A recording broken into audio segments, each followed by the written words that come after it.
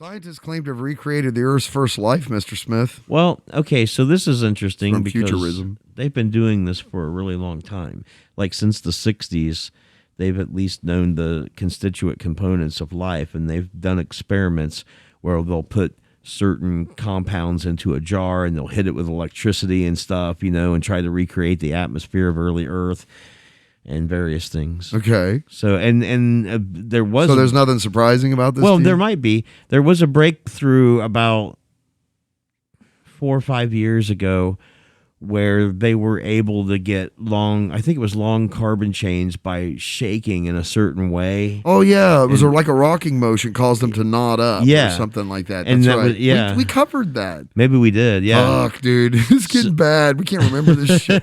Done so many of these. So maybe this is something Or maybe you were just telling me that. It was quantum foam. Yeah. Quantum foam. Good insulation. It's good shit. A team of scientists believe they have recreated the biochemical processes that gave rise to the earliest forms of life on Earth. Look, I've seen the alien, resurrection, whatever the fucking latest one was, and it was because that guy drank that black liquid. Oh, yeah, that's right. Yeah. Yep. Right? Mm-hmm. That's what it was. What do they call them? They had Engineers. names for them. The engineers. Yeah. Researchers from the University of Duisburg, Essen, recreated the German guy, recreated the harsh conditions deep within the Earth's crust as it existed some 3.8 billion years ago, which is where they suspect life began. Under those conditions, they say they managed to create and destroy 1,500 vesicles, bubble-like biological structures, similar to a cell's membrane, over a period of 2 weeks. The work described in a book the duo will publish next month could shed vital new light into exactly how life began. It could shed vital new light into exactly how life began and developed if it holds up under scientific scrutiny. Yeah. Well, that's awesome.